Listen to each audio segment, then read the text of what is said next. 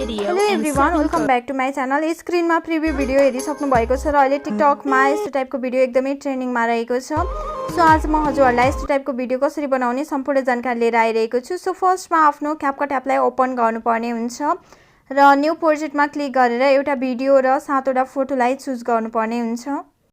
यदि हजुरहरुसँग क्यापकट एप छैन भने प्ले स्टोरबाट सजिलैसँग इन्स्टल गर्न सक्नुहुनेछ। र अब लास्टमा क्यापकटको वाटरमार्क रहेको हुन्छ। सो एन्डिङलाई सिलेक्ट गर्ने र डिलिट अप्सनमा क्लिक गरिदिने। सो अब हामीले आफ्नो भिडियोको फर्मेटलाई चेन्ज गर्नुपर्ने हुन्छ। सो फर्मेटमा क्लिक गर्ने र 9:16 को रेशियोलाई चुज गर्ने। सो अब हामीले आफ्नो सबै फोटोहरूलाई जुम गर्दै स्क्रिनमा फिट गर्नुपर्ने हुन्छ। सो फोटोलाई सिलेक्ट गर्ने र दुईवटा औँलाको सहायताले कतिको जुम गर्नुपर्ने छ त्यही अनुसारले नै जुम गर्दै स्क्रिनमा फिट गर्ने। सो मैले आफ्नो सबै फोटोहरूलाई जुम गर्दै स्क्रिनमा फिट गरि पनि सके। हजुरहरूले पनि यसरी नै कतिको जुम गर्नुपर्ने छ त्यही अनुसारले नै जुम गर्दै स्क्रिनमा फिट गर्नु होला। र अब हामीले आफ्नो भिडियो र फोटोको ड्युरेसन पनि मिलाउनु पर्ने हुन्छ। सो भिडियोलाई सिलेक्ट गर्ने र भिडियोको ड्युरेसन हामीले 0.6 सेकेन्डको राख्नुपर्ने हुन्छ र अब 6 वटा फोटोको ड्युरेसन हामीले 0.8 सेकेन्डको राख्नुपर्ने हुन्छ। सो मैले 6 वटा फोटोको ड्युरेसन 0.8 सेकेन्डको राखि पनि सके। हजुरहरूले पनि यसरी नै 0.8 सेकेन्डमा राख्नु होला र लास्टको एउटा फोटोको ड्युरेसन हामीले 0.3 सेकेन्डको राख्नुपर्ने हुन्छ। सो मैले आफ्नो भिडियो र फोटोको ड्युरेसनहरू मिलाइ पनि सके। हजुरहरूले पनि मैले भनेअनुसार नै भिडियोको ड्युरेसन 0.6 सेकेन्ड र 6 वटा फोटोको ड्युरेसन 0.8 सेकेन्ड र लास्टको एउटा फोटोको ड्युरेसन 0.3 सेकेन्डको राखेर मिलाउनु होला।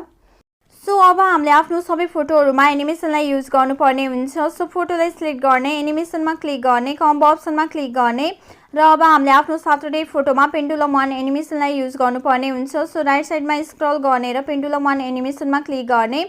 सो अब फोटोलाई सिलेक्ट गर्दै पेन्डुलम 1 एनिमेसनमा क्लिक गर्दै सबै फोटोहरुमा पेन्डुलम 1 एनिमेसनलाई युज गर्ने र लास्टमा टिक अप्सनमा क्लिक गरिदिने।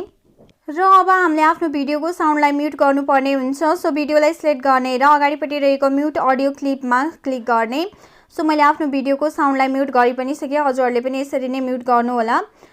सो अब चाहिँ हामीले आफ्नो फोटोमा इफेक्टलाई युज गर्नुपर्ने हुन्छ। सो फोटोको स्टार्टिङ पोइन्टमा आउने इफेक्टमा क्लिक गर्ने, भिडियो इफेक्टमा क्लिक गर्ने र अब हजुरहरूले माथिपट्टि मोड भन्ने अप्सन देख्न सक्नुहुन्छ। सो त्यसमा क्लिक गर्ने र तलपट्टि स्क्रल डाउन गर्नुभयो भने त्यहाँनिर मिडियर भन्ने इफेक्ट रहेको छ। सो त्यसमा क्लिक गर्ने र टिक अप्सनमा क्लिक गरिदिने।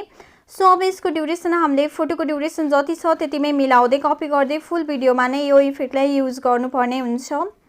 सो मैले आफ्नो सबै फोटोहरुमा यो इफेक्टलाई युज गरि पनि सके। हजुरहरूले पनि यसरी नै फोटोको ड्युरेसनसँग मिलाउँदै कपी गर्दै फुल भिडियोमा नै यो इफेक्टलाई युज गर्नु होला। सो अब हामीले आफ्नो भिडियोमा साउन्डलाई एड गर्नुपर्ने हुन्छ। सो भिडियोको स्टार्टिङ पोइन्टमा आउने, ब्याक गर्ने, अडियो अप्सनमा क्लिक गर्ने, एक्सट्र्याक्टेडमा क्लिक गर्ने र जुन भिडियोको साउन्डलाई एड गर्न खोज्नु भएको छ त्यो भिडियोलाई सिलेक्ट गरेर इम्पोर्ट साउन्ड ओन्ली अप्सनमा क्लिक गरिदिने। सो हजुरहरूले देख्न सक्नुहुन्छ हाम्रो भिडियोमा साउन्ड पनि आइसकेको छ र हाम्रो भिडियो चाहिँ रेडी भइसकेको छ। र यसरी रेडी भएको भिडियोलाई हामीले आफ्नो ग्यालरीमा सेभ गर्नको लागि माथिपट्टि रहेको एरो अप्सनमा क्लिक गरिदिने। सो यहाँनिर थोरै टाइम लाग्छ र हाम्रो भिडियो चाहिँ ग्यालरीमा सेभ हुन्छ र लास्टमा डन अप्सनमा क्लिक गरिदिने। सो आजको लागि यति नै। भिडियो कस्तो लाग्यो मन परेमा लाइक, कमेन्ट, शेयर र सब्स्क्राइब गर्न भने नभुल्नु होला। Thank you so much for watching my videos. Bye bye, see you.